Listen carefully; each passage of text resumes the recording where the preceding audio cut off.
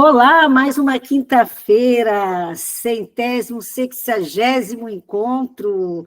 Que alegria para nós, né? Estarmos nessa sala, encontrar com amigos, tão querido que a gente vem construindo aí nessa jornada e falar de um tema tão lindo, né? Jesus acalma a tempestade.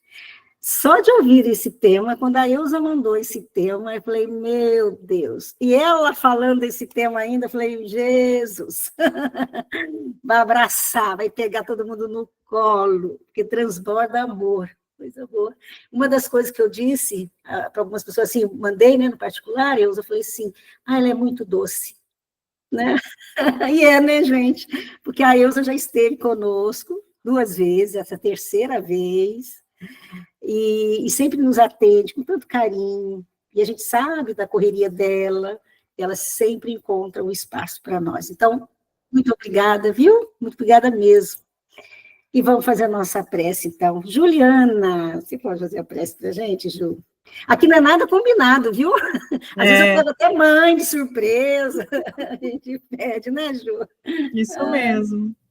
Primeiro, agradecer, Elza, pela sua presença, e agora agradecer ao nosso Mestre Jesus por mais essa oportunidade de luz, onde vamos refletir através das suas palavras os ensinos desse Mestre amado.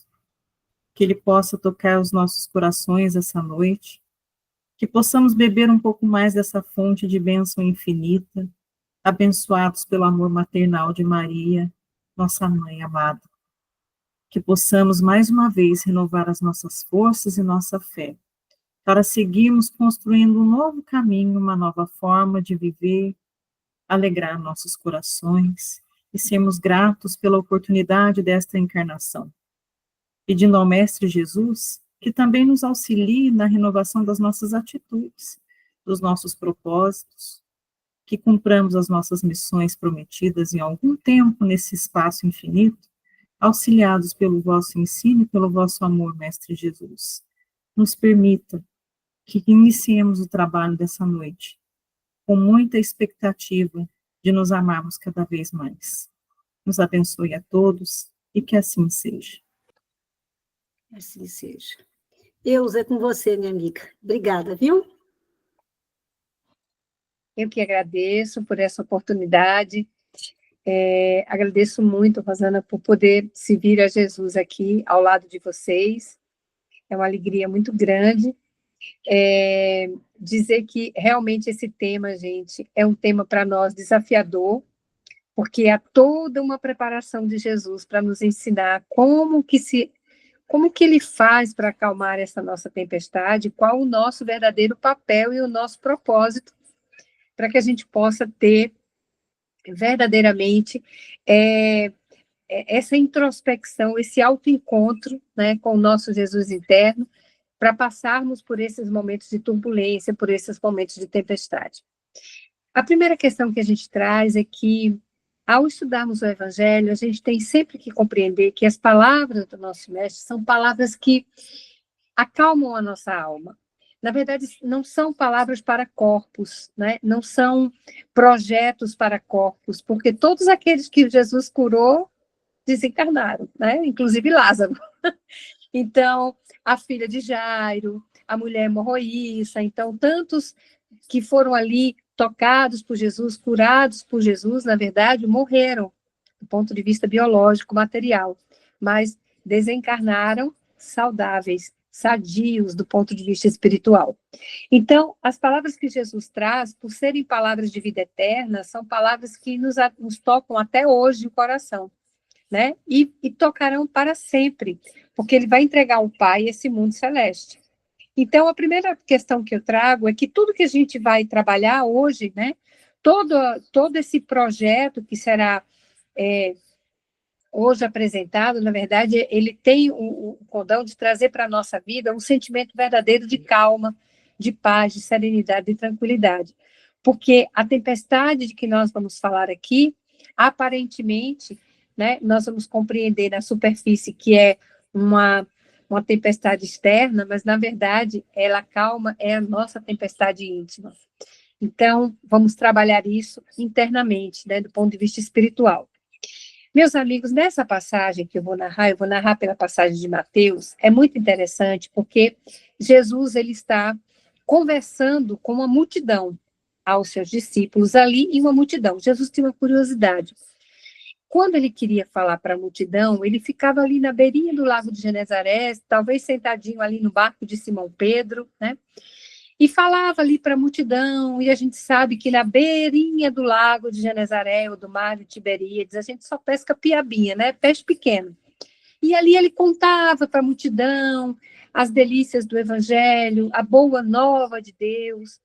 Mas quando ele queria falar de algo mais profundo, ele pegava o barco, pegava o seu colégio apostólico e ia lá para o meio do mar de Tiberíades para pegar peixe mais graúdo, né? E quando ele queria falar um pouco mais de espiritualidade ainda mais profunda, ele pegava o seu núcleo duro, João, Pedro e Tiago, e aí subia, transfigurava, subia o monte da transfiguração, ia curar a filha de Jairo, né? Quando eram questões mais complexas e profundas. Mas por que eu estou dizendo isso? Porque no início ele está ali falando para a multidão das coisas simples daquele povo, para que nós pudéssemos entender as questões espirituais. Então, Jesus trazia por parábolas, pelas questões do dia a dia, falava de pérolas, falava de fermento, daí a gente tem a certeza que Jesus tinha discípulas, né? Porque ele trazia a vida prática para explicar a questão espiritual. Então, se ele estava falando de fermento, quem trabalhava com pão e a massa era a mulher. Então, ele estava exemplificando para a mulher. Falava de pérolas, né? Da dracma perdida, por exemplo. Quem utilizava esses colares eram as mulheres e tal. Então, falava para a discípula, mas também falava de peixe, falava de semente. Então, ele estava ali falando para a multidão. E o título que está lá é Desafio do Discipulado, porque logo chegou um escriba e diz assim: Senhor, o senhor está falando e eu estou admirado com tudo isso e eu quero seguir para onde o senhor for. E o escriba, gente, era uma função importantíssima naquela época de Jesus, era alguém que tinha um determinado conhecimento, sabia ler e escrever, né? E, portanto, tinha posição na sociedade. E logo o escriba é escolhido por Jesus, né, nessa fala que Mateus nos traz. Ele diz: Senhor, eu quero seguir o Senhor, para onde o Senhor for, eu vou atrás. E Jesus disse assim: olha, o filho do homem não tem onde repousar a cabeça, não tem uma pedra para repousar a cabeça. As raposas têm suas tocas, os pássaros têm seus ninhos, mas o filho do homem não tem onde repousar a cabeça. O que Jesus quer dizer com isso? E por que ele traz o exemplo exatamente de uma escriba, de alguém que tinha uma posição na sociedade?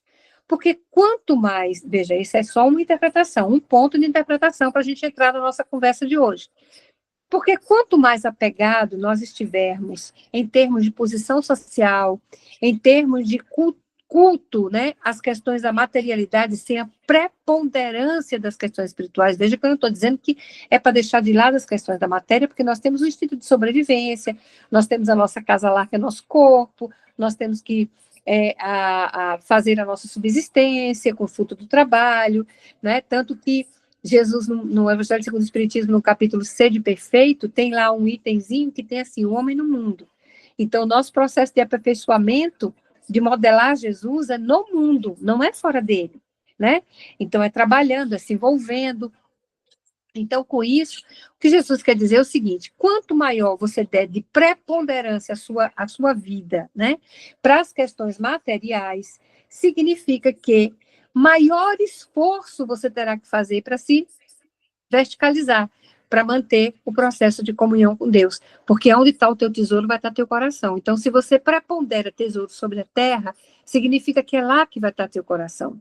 Isso fica muito claro, né, na metáfora que a gente tem, por exemplo, lá no Antigo Testamento, de Ló, né?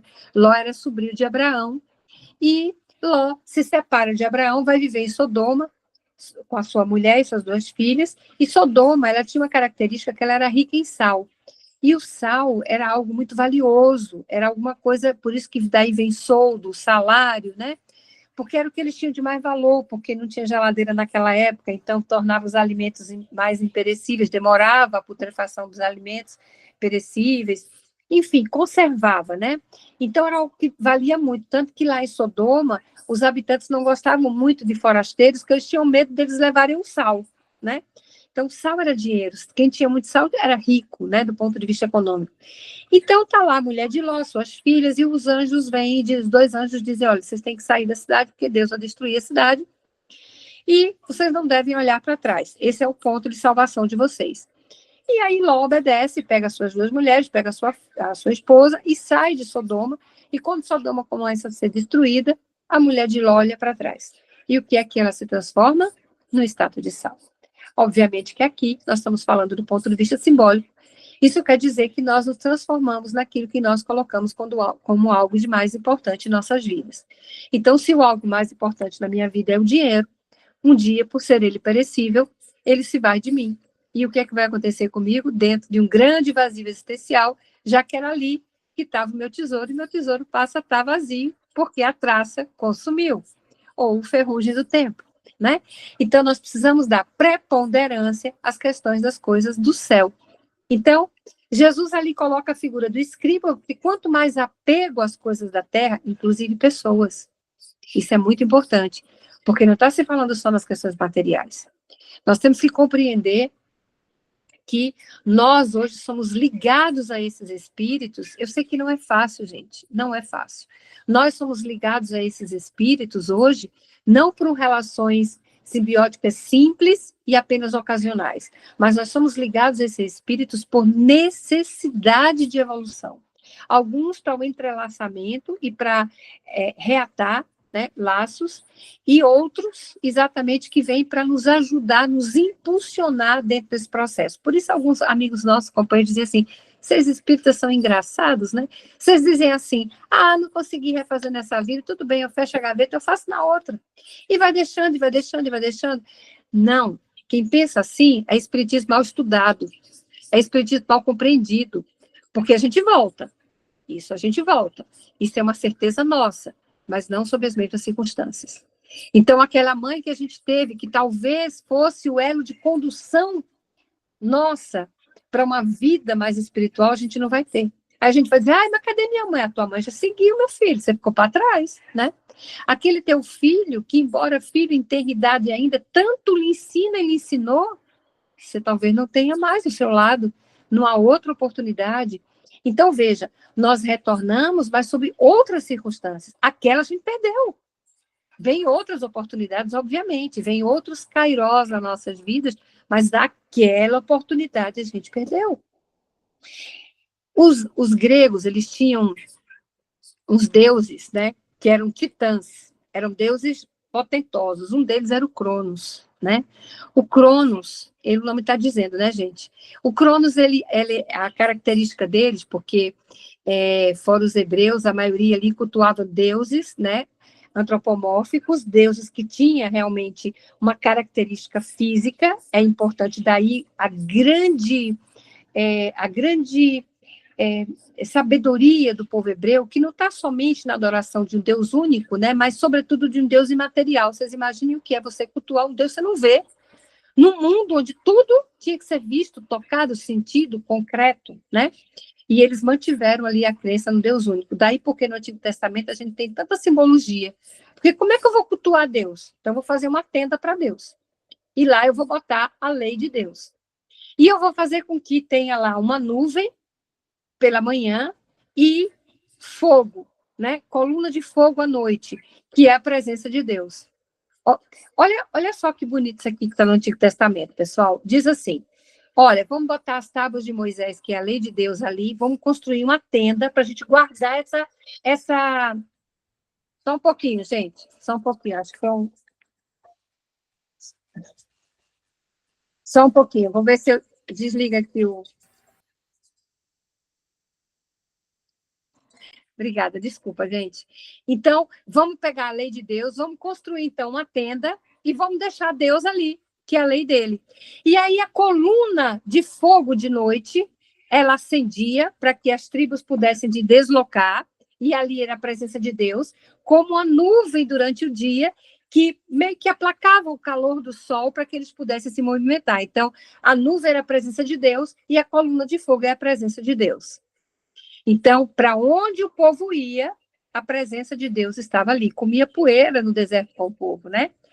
E aí, hoje, que nós não precisamos mais desses apegos, porque lá era um Deus imaterial, mas que eu precisava ter algum tipo de concretude, embora eu não tivesse a imagem, mas eu precisava ter um pouco de concretude. Então, hoje, que eu já estou na era, né, da concretização da doutrina espírita, dos pilares do espiritismo, né, onde é que está Deus? Onde é que está a tenda? A lei está aqui. A tenda sou eu, o tabernáculo sou eu. E para onde eu vou, eu carrego Deus. Compreendem isso? E eu ainda tenho a coluna de fogo e a nuvem, do mesmo jeito, porque a presença de Deus na proteção, é a previdência divina. Ninguém está no mundo sem a previdência divina. Ninguém. Então, para os gregos, o Cronos, ele era um deus titã. Ele precisava ter alguma concretude. Aí eles diziam que ele era um velho e tinha uma característica interessante. Ele já era idoso e ele gestava os seus filhos. E logo quando ele gestava os seus filhos, ele começava a comer os seus próprios filhos, devorar os seus filhos. Ixi, que Deus é esse? Que gesta e devora seus filhos? Ah, esse Deus é o Cronos. E o Cronos é o tempo. E se a gente for observar, a partir do momento que a gente nasce, a gente começa a ser devorado, biologicamente falando, né? 1 ano, 2 anos, 3 anos, 4 anos, e assim sucessivamente. Então, esse é o Cronos. Mas existia um outro deus que não era titã, porém era um deus veloz, sábio e arrebatador. Esse deus, eles deram o nome de Kairos, que para nós é o tempo de Deus. E ele tinha uma característica. Ele era um jovem, ele não tinha cabelo, ele só tinha uma franja, gente, assim, ó, tá vendo? Um franjão, não tinha cabelo aqui e não tinha roupa, andava nu. Mas ele era arrebatador, tão arrebatador, que ele era capaz de parar o Cronos. Como assim? Como é que para o Cronos? Como é que o tempo de Deus para o Cronos? Vai dizer para uma mãe, quando ela está olhando nos olhos do seu filho, quando ela está conversando com o seu filho, vai dizer para um ente amado, quando a gente está dialogando com ele, a gente olha para o relógio, nem viu o tempo passar. Porque o Kairos parou o Cronos. Quando a gente está com alguém que a gente ama, acontece isso. E o Kairos é o tempo de Deus.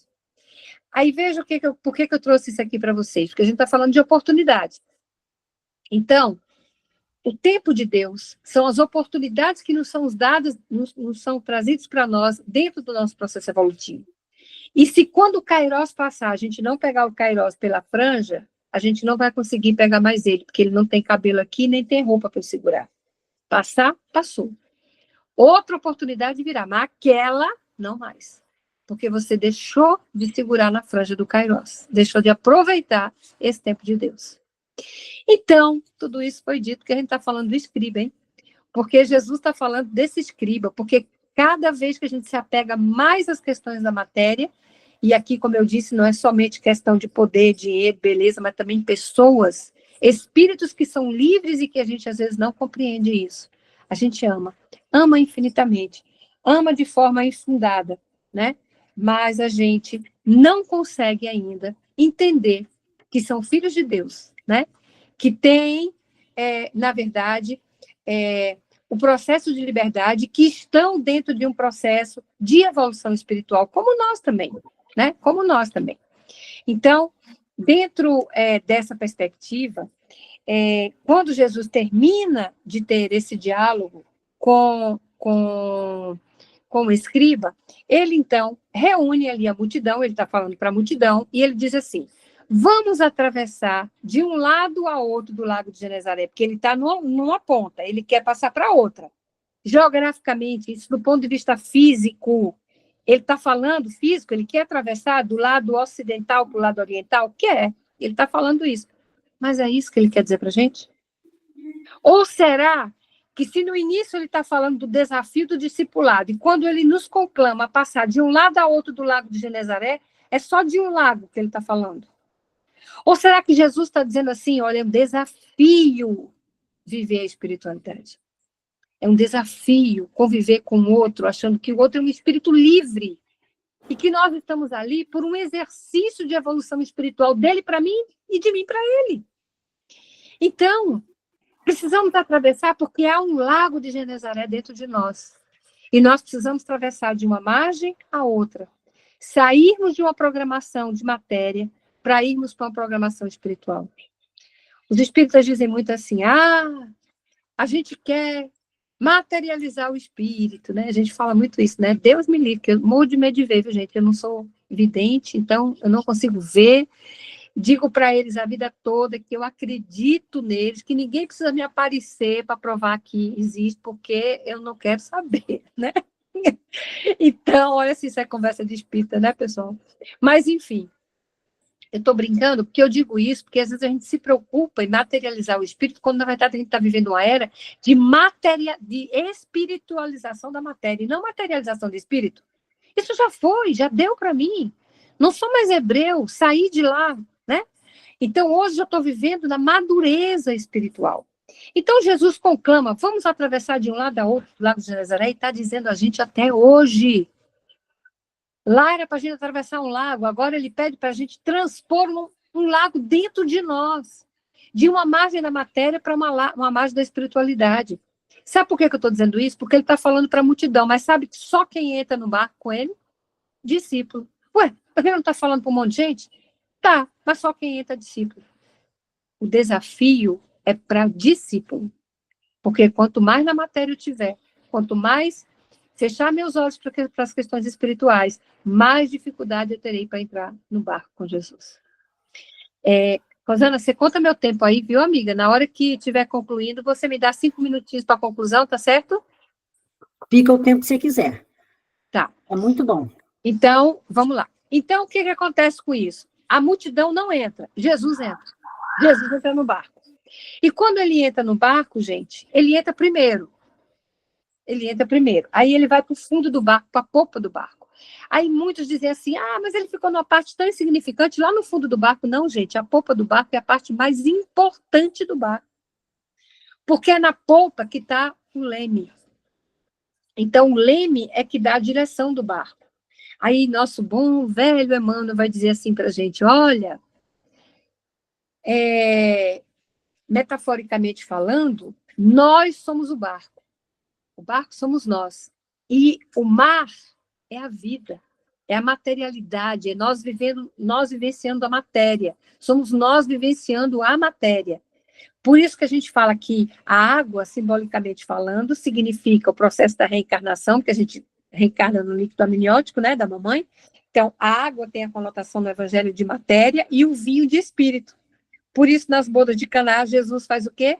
Transforma a água em vinho. Ele vem dizer, olha, eu vim restabelecer um casamento, uma promessa que vocês fizeram lá atrás a Moisés, né, de que iam cumprir tudo aquilo que Deus mandasse. Então, eu vim lembrar vocês desse casamento, para a gente sair da matéria da água para ir para a espiritualidade.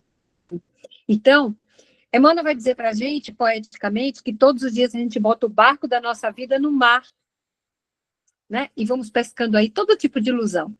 Mas, veja, quando eu coloco meu barco no mar, eu tenho fé, não é?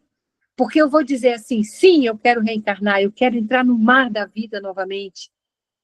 Não é? Quem entra com Jesus são discípulos. Aí vamos fazer um esforço aqui de raciocínio.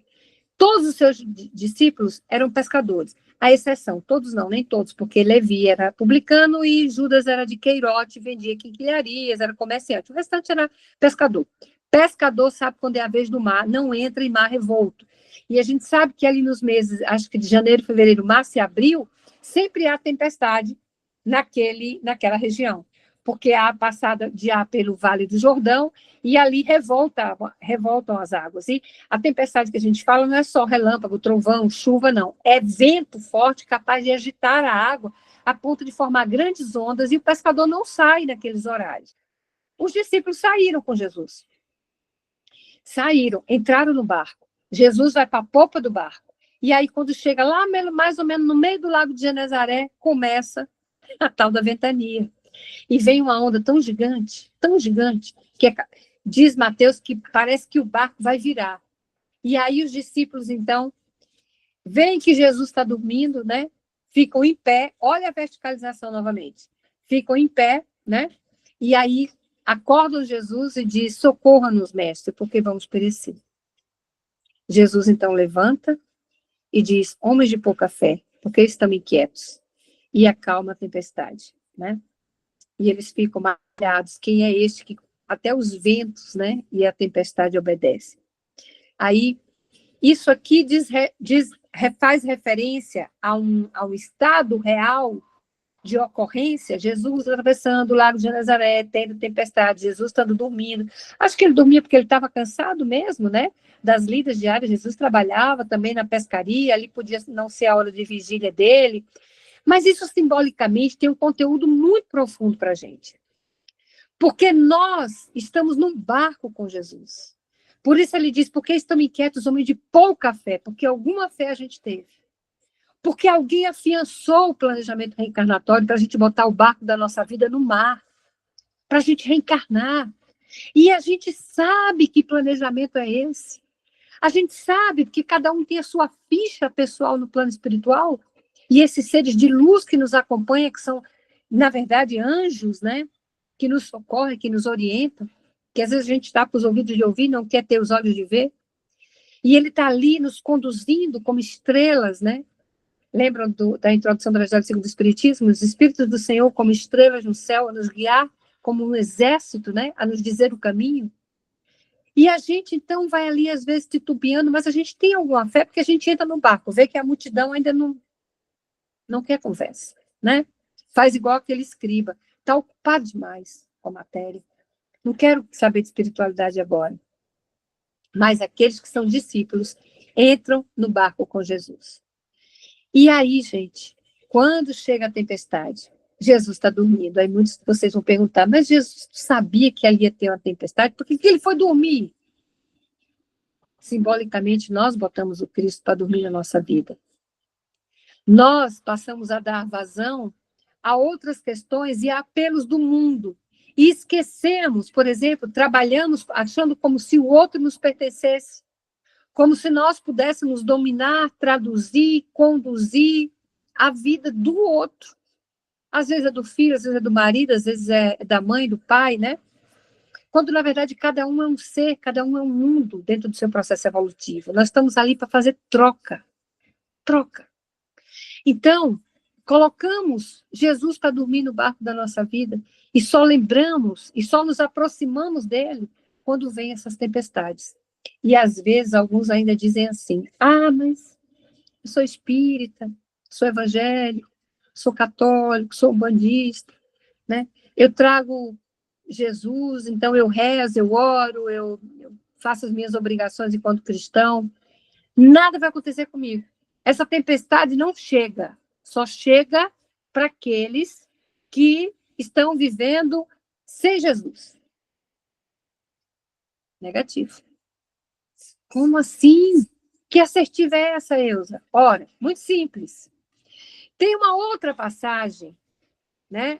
Tem uma outra passagem que fala, onde Jesus diz assim, olha, para aqueles que ouvem, né, e não praticam a minha palavra, edifica a casa na areia. Vem a chuva, corrente, e vem a tempestade, e grande é a queda da casa. Mas para aqueles que ouvem as minhas palavras e as praticam, edifica a casa sobre a rocha. Vem a chuva, vem a torrente, vem a tempestade, e a casa permanece segura, rígida. Então, nós temos aqui duas casas. Uma edificada sobre a areia e uma edificada sobre a rocha. Não é isso? Para as duas, vem vento, chuva e tempestade. Compreendem isso? Então, os momentos difíceis, os momentos desafiadores, vêm tanto para a casa edificada sobre a rocha, como para a casa edificada sobre a areia.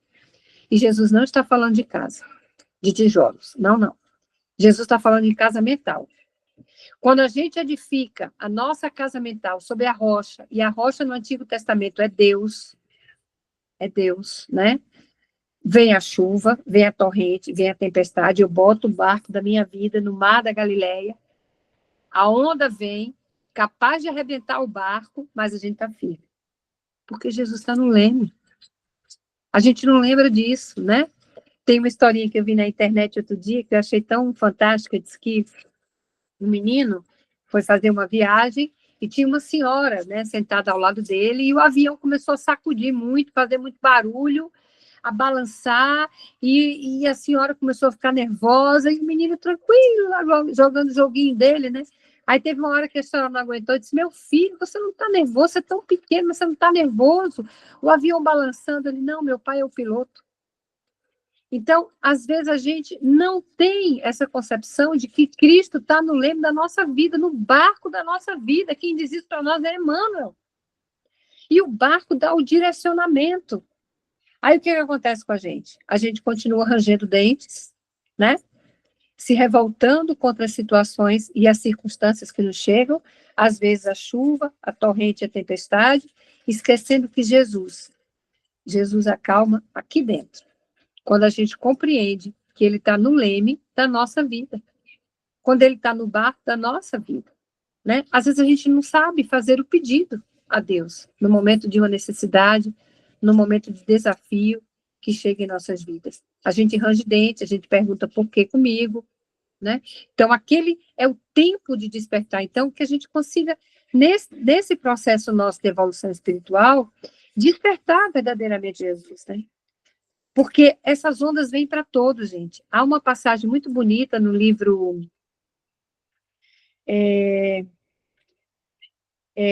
eu acho que é Alcione, gente, não é a Célia Lúcius, é a Alcione, né? Eu acho que é a Alcione, que ela chega a dizer isso para a mãe, né? A Madalena sofre, a Madalena chora, lá no Renúncia a gente vê ela chorando bastante, e a Alcione, ainda pequenininha, pergunta assim a ela, mãe, o que é lágrima, né? O que é o choro? A mãe dela disse, minha filha, a lágrima é como a chuva, né? Ela vai fazer com que os campos fiquem verdejantes, que as flores nasçam, né? Então, a lágrima, ela faz irrigar o coração da gente, renovar o coração da gente. Aí, Alcine pergunta assim para a mãe, mãe, então quando é que vai chover dos meus olhos? Porque, às vezes, passar por esses processos desafiadores são importantes, né?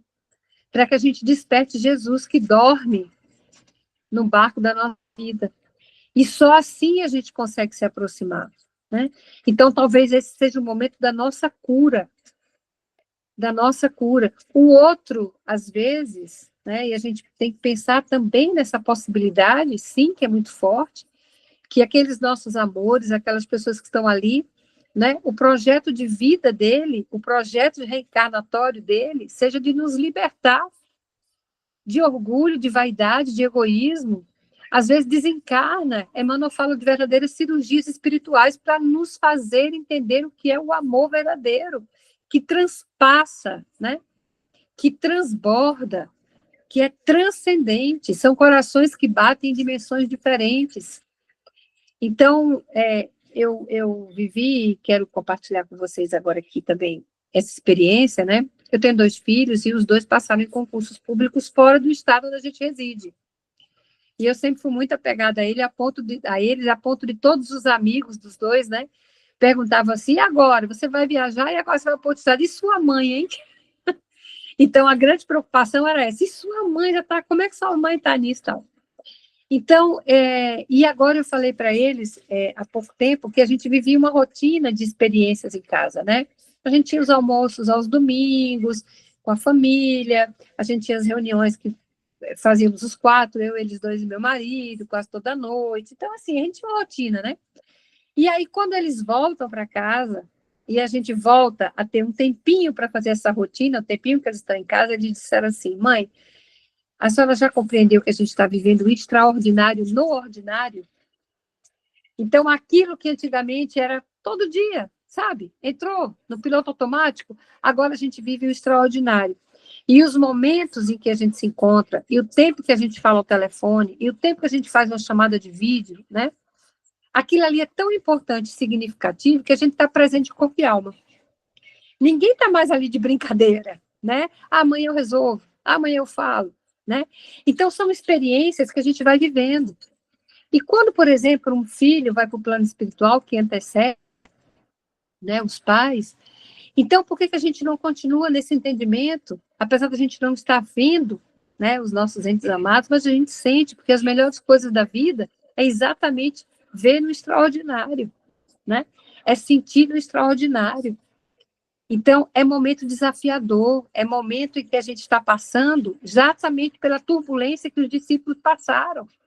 Mas se a gente desperta Jesus, se a gente já deu um grande passo, a gente está aqui.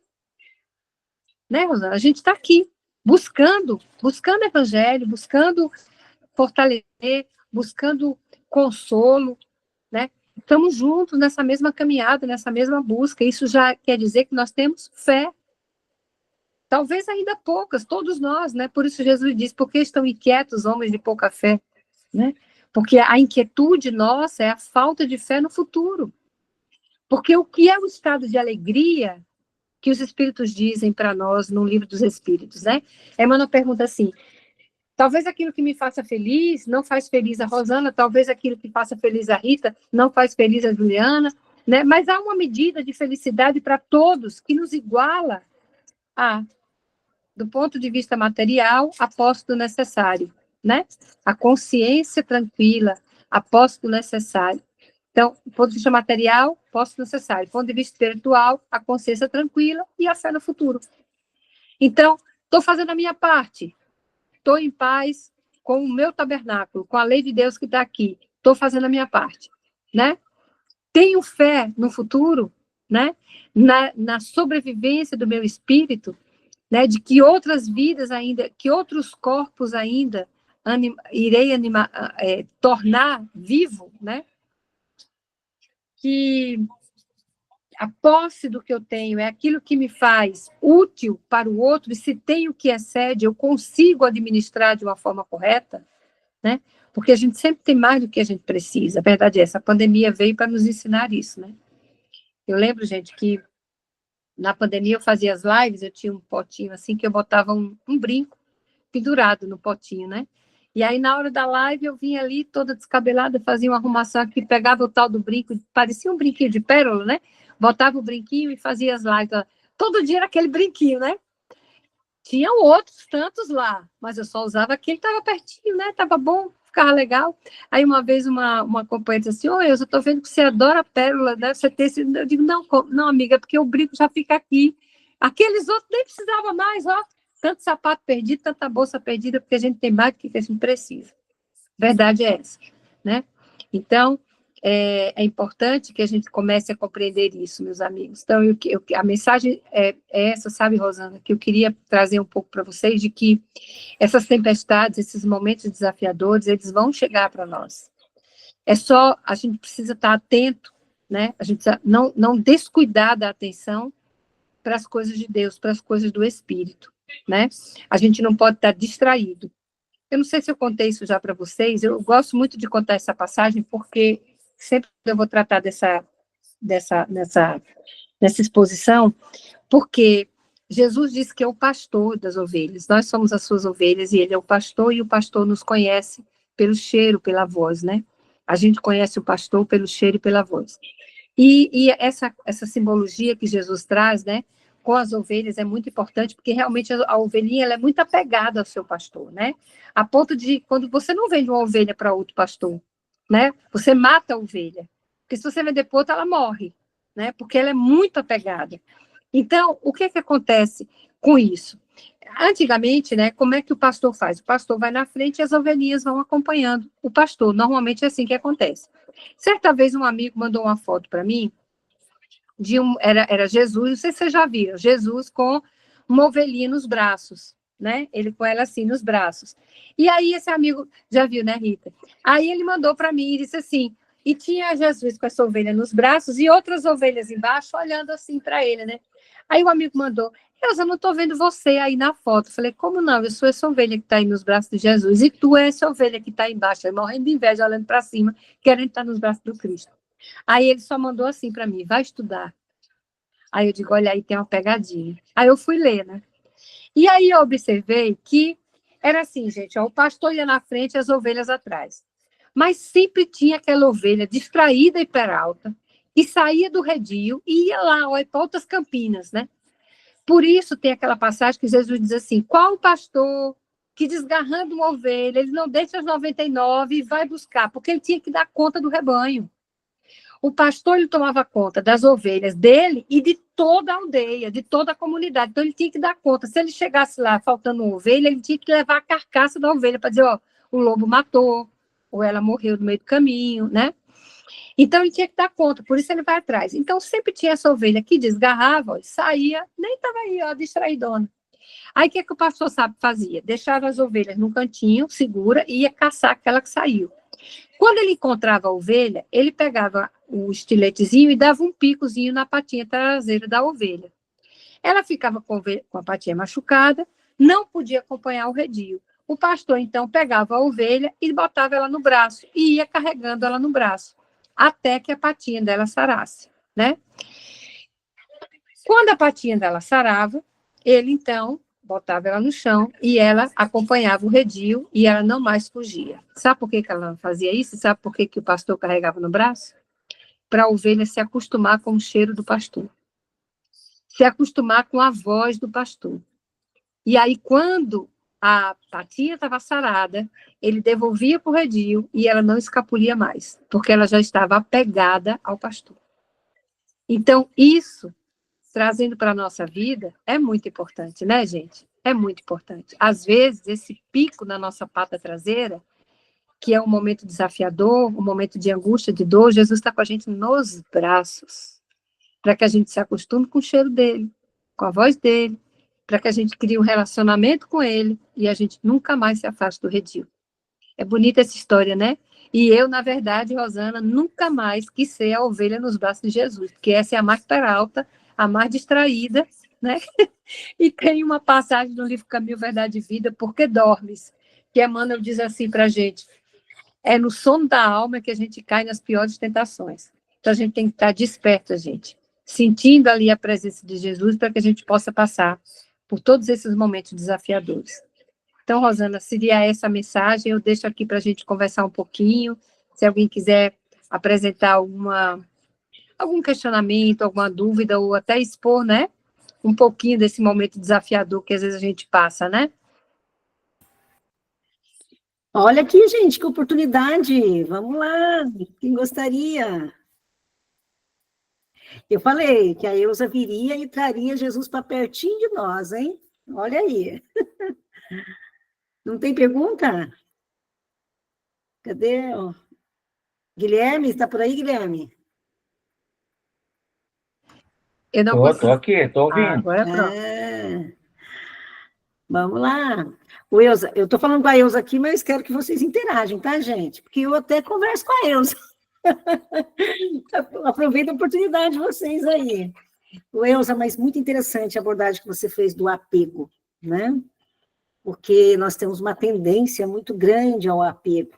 E como aqui é o grupo, a maioria, né, de mães enlutadas, e elas têm essa preocupação quando, de repente, tem aquele momento de saudade, chora um pouquinho, mas às vezes passa um dia, 2 dias, ai meu Deus, será que eu estou fazendo mal para o meu filho? Aí vem aquele sentimento de culpa, porque ela já sabe que ela tem que trabalhar isso. Eu queria que você falasse um pouquinho disso para nós. Então, quando a gente desencarna, né, não precisa nem a gente falar isso para pessoas que são tão conscientes, mas eu fico pensando que a gente já tem que lidar, com o nosso sentimento de desencarnado, né, que está naquele momento desafiador também, deixando ali as vestes carnais e aqueles entes amados momentaneamente, né, e a gente ainda tem que lidar com o sofrimento do outro. Então, isso realmente é desafiador para o espírito que desencarna. Olha, gente, eu vou fazer um trocadilho que não chega nem perto de um sentimento tão custoso, né, como é o sentimento realmente de uma despedida de um filho, por exemplo, né, quando nos antecede ao mundo espiritual. Eu não gosto da palavra perder, não, né? Eu falei para vocês dos meus filhos, né? E aí, todas as vezes, quando eles vão para a nossa casa, novamente, né, e a gente vai se despedir, meu marido chora muito, né? Chora e abraça os meninos e chora, vou ficar com saudade, meu Deus, vai passar quanto tempo agora se a gente se vê e tal. Até o dia que cheguei para ele e falei, não faça mais isso. Porque aí seu filho, ele vai ter que superar o momento desafiador de estar vivendo uma nova fase da vida de cada um. que agora eles estão por si, amadureceram, está livre, vai construir a sua vida. Eles vão ter que se preocupar com isso e com você que está aqui. Então, toda hora eu via que os meninos ligavam. Oi, mãe, tá tudo bem? E pai? E papai? Né? Só perguntava, você não tem mãe, não, é? Só ligavam para o pai. Quando ligava para mim era, e papai? Né? Então, a preocupação era o pai. Então, vejam como eu fico pensando, gente, que ao desencarnar é a mesma coisa. Então, o espírito ele vai viver um outro processo, continuidade do seu processo de evolução. Então, ele vai dar conta de uma série de outras dificuldades, né? Não digo dificuldades do ponto de vista mais material, mas do ponto de vista moral mesmo, né? Para evoluir. Às vezes a gente diz assim, mas não só evoluir na carne? Não, senão não tinha o livro Evolução em 2 Mundos, né? Você prova e expia na carne, mas você evolui também, você aprende no mundo espiritual. Então, ele vai dar conta de uma série de outras atribuições, ninguém vai ficar no descanso eterno. Vai ter uma série de atribuições para fazer, inclusive vai lá por você, né? E aí vai ter a preocupação também. E nesse nível, isso é tão interessante, Rosana, que você me perguntou, porque quando meu pai desencarnou, pouco tempo depois, né, teve um dia que eu estava assim, chorava, mas não choro de desespero, às vezes, sabe? Ficava desesperada, porque achava que devia ter feito um pouco mais. A gente sempre acha, né? Essa coisa da culpa que a gente carrega durante muito tempo, né? Eu podia ter feito um pouco mais, podia ter feito um pouco mais. Até que um dia, a primeira visita que ele fez para mim foi chorando de saudade, né? Então, e aquilo contaminou. Eu cheguei a contaminá-lo também com isso, né? Então, a gente precisa ter realmente... claro que a gente vai chorar. Lembra da Alcione? Quando é que vai chover dos meus olhos? Porque todos nós vamos passar por esse momento desafiador. Todos nós. Todos nós. Então, assim, momentos desafiadores, vamos enfrentar, né? Mas, nesse caso específico, quanto mais a gente pranteia, mais rangendo dentes, né? Inconformados com a situação ou em desespero, a gente realmente já traz mais preocupações para os nossos entes amados, que já estão querendo vivenciar e dar sequência à sua experiência de vivência espiritual, né? Você tem toda a razão. Não é não lembrar, porque os espíritos gostam de serem lembrados. São acarinhados com os nossos pensamentos, com as nossas lembranças, né?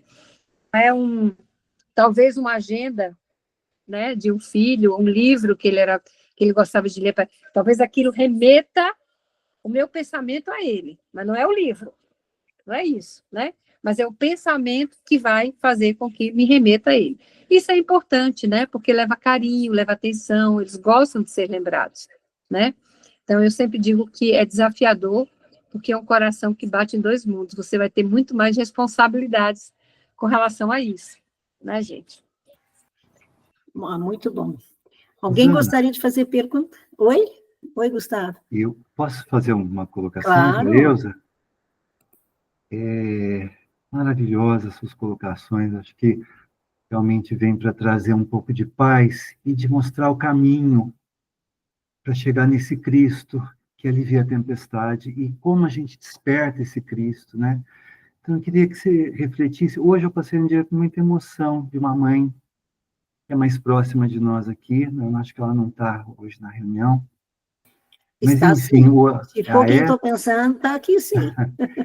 Enfim, de qualquer maneira, ela partilhou. Hoje seria o dia do aniversário do filho.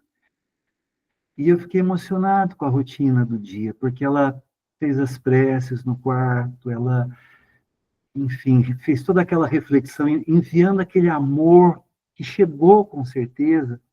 E ao longo do dia ela contando assim, que foi trabalhar, foi ocupar o dia, foi fazer as atividades do cotidiano.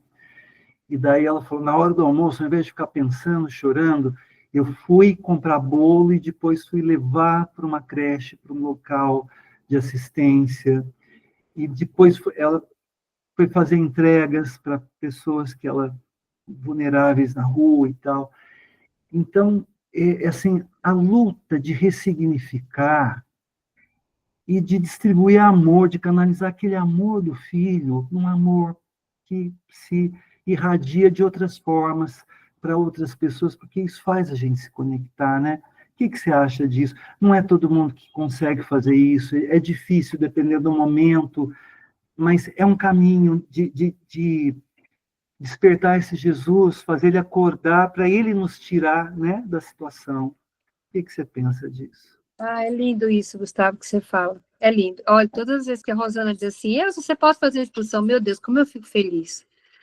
Porque, eu digo isso, Rosana, a dor maior cura a dor menor. Por isso, o Chico diz assim, tá angustiado, que coisa linda que ela fez, né? Foi a uma creche. Veja, cada criança que ela alimentou, quantos amigos espirituais ela granjeou. Quantos corações ali ela granjeou e que estão ali do lado dela dizendo que teu filho está vivo. Olha, hoje é festa para o coração dele, né? E aí vai, a gente não sabe nem de onde vem a força. Ah, não sabe? Sabe.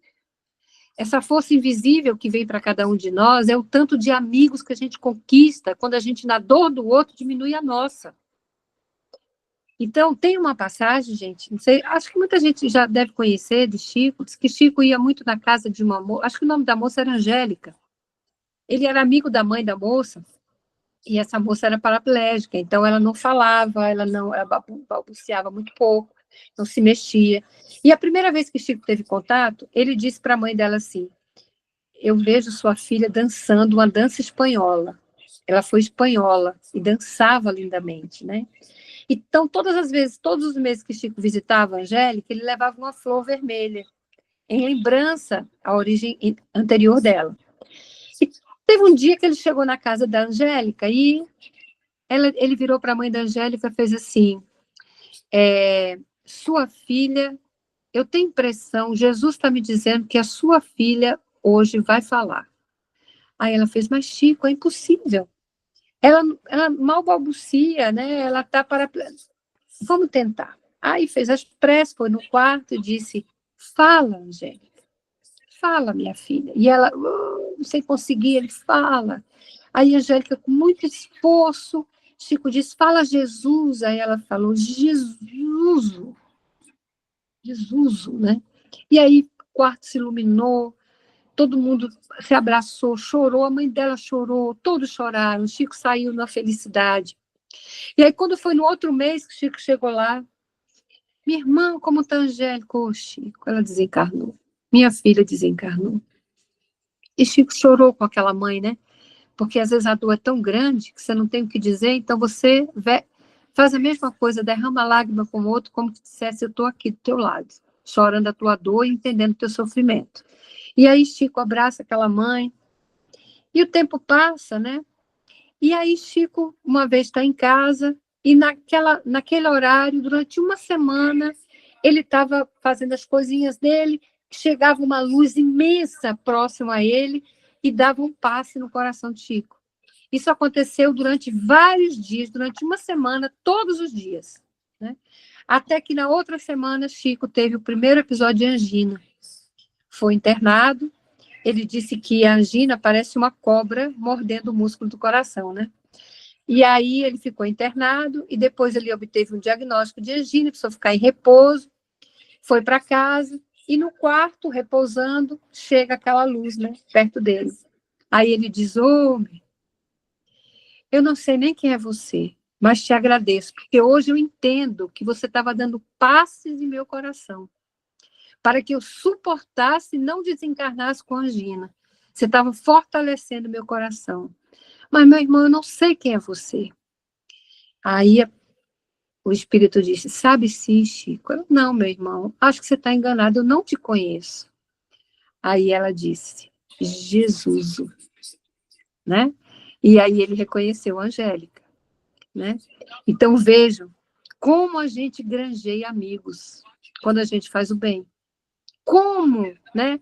Aquele espírito, Chico só levava florzinha todos os meses para ela e fazia o evangelho no lar. Todos os meses Chico fazia isso, sem obrigação nenhuma, né? Mas ele fazia. E essa amiga espiritual, que era luz já era um espírito luminoso, né? O que deu para ele? Então, assim, isso que você falou, Gustavo, que essa mãezinha fez, isso é magnífico, porque ela aplacou a dor no amor. Então, além de não sofrer, ainda teve o auxílio de todos esses companheiros espirituais que vão socorrer, inclusive, seu filho ou sua filha, né? Que às vezes desencarna, gente, desencarna com alguma espécie de perturbação ainda, até se habituar ao novo ambiente, né? E aí estão aqueles espíritos que são nossos amigos, que estão lá com ele, né? Protegendo, porque Deus age nas criaturas através das criaturas, encarnadas ou desencarnadas. Então, a melhor coisa é essa mesmo, sabe, Gustavo e Rosana? É a gente, na dor do outro, né? A gente diminuir a nossa dor com o amor. Isso transforma não só a gente, né? Como o ser amado também, que nos antecedeu ao plano espiritual. Obrigado. Muito bom, Elza. Gente, nós estamos chegando aqui no nosso horário. Guilherme, eu acho que você queria fazer uma pergunta? Ou colocação, não sei. Não, eu ia fazer uma colocaçãozinha, que o horário já está um pouquinho estendido, né? E o que eu sempre gosto de colocar, a Elza colocou muito bem sobre as tempestades necessárias para a nossa vida, que, de uma certa forma, as tempestades, elas nos preparam para outras maiores ainda, como experiência, né? É engraçado, a psicologia do Cristo, ele sempre faz com que a gente vá até ele, né? Não ele vindo até nós. Em todas as curas foram assim, né? E faz os questionamentos, né? Como fala com Bartimeu, o que queres que eu faça? Então, o Cristo, né? Ele sempre fala em relação a alívio. Muitas vezes a gente confunde o alívio com em solução rápida da tempestade, que isso não tem. Para não criar aquele processo dogmático com Cristo, simplesmente um processo religioso, esquecer de viver uma experiência mais íntima com ele, né? Então, o Espiritismo tem trazido para a gente um olhar diferente, para a gente sair daquele patamar de crianças infantis buscando o reino dos céus como passo de mágica, né? Sendo que o próprio Cristo, ele nos fala, né? Ele não foi um teórico, ele foi alguém que viveu a experiência, né?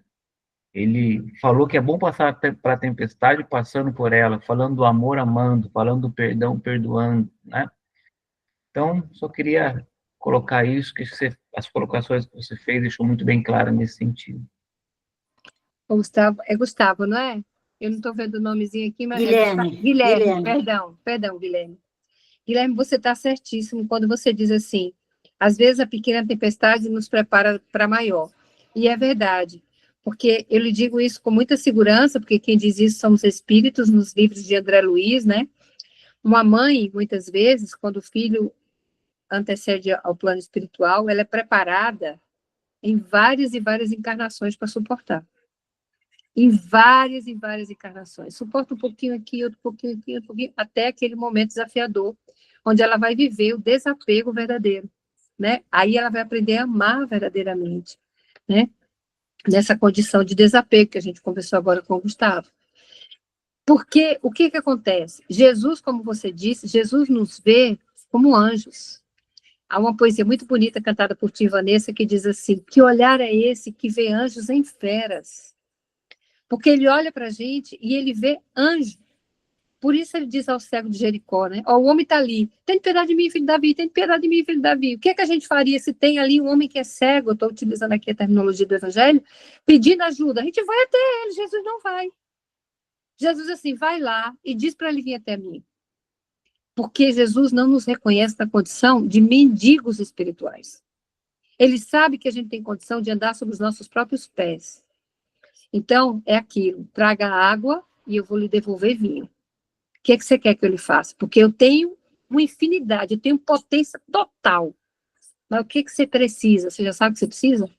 Então, ele pergunta a Bartimeu, o que é que você quer que eu te faça? O homem era cego, Jesus não está vendo. Por que pergunta? Porque preciso que dentro daquilo que eu possa te dar, você queira receber. Porque muitos não fazem como o Gustavo falou que essa mãezinha fez. Porque ainda não quer ver. Né? Então, aí se encapsula na dor, e eu me lembro agora de um iglu, né? O iglu. Então, o esquimó fica ali dentro do iglu para se proteger do frio, porque o iglu é hermeticamente fechado, o frio que está fora não entra, mas também o calor que está dentro não sai. Então, não tem troca. Você vai viver ali, fechado, encapsulado, né? Minha mãe, ela está aqui do meu lado, né?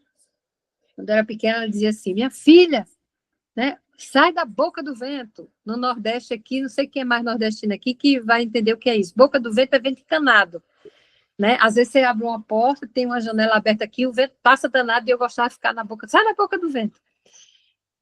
Amor é isso. Você abre a porta para o vento entrar, mas você tem que abrir uma janela para ele sair. Senão ele não passa, né? Ele não encana, ele não dá fluxo, né? Então, é isso aí mesmo, né? É isso aí que a gente está falando, né? Tem que ter realmente tem que se abrir mesmo, né? Para, na dor do outro, a gente vivenciar a nossa própria experiência, né? Muito bem. Mais alguém? Estou usando da Elza, mas dá? Alguma mãe quer fazer alguma pergunta? Não? Muito bom. Ah, Elza, maravilhoso. Nós sabemos que o Evangelho é a nossa cura, né? É o nosso guia, Jesus é o nosso guia, é o manual de vida para nós, né? E nós sabemos que nessa sala que circula tanto amor, tanta fé, tanta amizade, tanta generosidade. Então, obrigada por você ter trazido tanto conhecimento, esse carinho teu, que a gente vê que é carinho de mãe, né? Ela abraça todo mundo, e com muita consistência, porque tem tanta coisa para a gente pensar, e, sobretudo, analisar, né? A nossa dor, o que nós estamos fazendo dela, que movimento que eu estou fazendo para melhorar, não é? Porque é isso que o Cristo espera de nós, né? É isso que o Cristo espera de nós, que a gente ande com os próprios pés. Eu não me lembro se foi o Gustavo, não me lembro que disse assim, mas é para a gente ir até Jesus, né? Emmanuel tem um texto assim, já consegues ir, é muito bonito, vinde a mim, mas a gente já consegue ir até ele, né? Esse é o nosso desafio. Esse é o nosso desafio. Gente, muito obrigada, Rosana, mais uma vez, pelo convite, por poder estar aqui ao lado de vocês. Estou sempre à disposição, tá? O que vocês precisarem também, no privado, a Rosana tem meu telefone, a gente está sempre aqui à disposição, tá? Servir para granjear amigos, né, pessoal? Vocês já são família, que coisa boa. A Ilza já nos atendeu no particular aí para ajudar, né? Com a necessidade de uma mãe. Então, nossa, muito obrigada. E vamos para a nossa prece, não é? Para agradecer essa noite iluminada, tão boa. Vou convidar uma mãe para fazer a prece. Ela vai falar assim, ai, mas eu vou ficar nervosa. Não vai, não. Ela vai falar com o coração. Ana Tereza? Ela sabia. Você, meu amor, vamos lá. Não, me pegou emotiva demais. Ah, exatamente, vai falar com o coração, isso que é bom.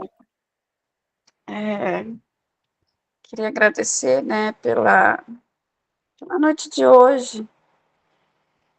Em especial, hoje é um dia, para mim, foi meio estranho, mas existem vários outros dias estranhos, eu acho, nessa caminhada nossa do luto, né? Eu acho que a caminhada é longa ainda, eu não acredito que é uma coisa muito fácil de lidar. Eu parti para 4 anos já, e ontem meu pai também, 4 anos, foi um atrás do outro aqui, meu filho e meu pai. E é só Jesus mesmo para nos sustentar, e eu tenho certeza que Ele conduz a nossa vida, né? E quando eu falo do desapego, né, algumas pessoas às vezes já falaram para mim, você tem que deixar seu filho partir,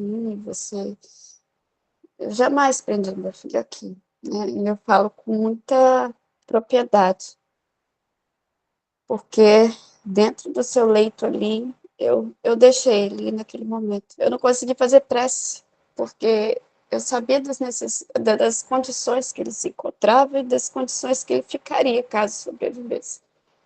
Eu sabia que aquilo ali ele não queria. Então, eu lembro muito de eu entrar no carro junto ao meu marido e falar, é egoísmo da nossa parte, a gente querer que ele fique desse jeito. Ele não gostaria que ele ficasse. Então, naquela madrugada, ele partiu. Então, eu queria agradecer, né, por Deus até ter permitido isso, né? Por mais que naquele momento de dor a gente não compreende, mas é o que eu falo, Jesus, ele acalma a tempestade, né? Às vezes a gente vai passar por turbulências, existem momentos ainda difíceis a ser enfrentados, não é uma coisa muito fácil. Tem dias que nós estamos mais vulneráveis à dor, e tem dias que parecemos estar tão fortes, né? Mas é Ele nos sustentando. E é uma alegria a gente poder contar com esse grupo também de apoio que fizemos aqui, através de uma mãe também, que devolveu seu filho. Hoje ela também passa por uma dor, né?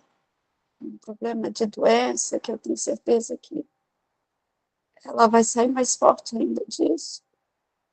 E agradecer pela essa união, de verdade, assim, eu tenho muita gratidão por todos vocês, de verdade. Que Deus continue nos abençoando, hoje e sempre, que assim seja. Muito obrigada. Eu fui olhando para lá, olha só.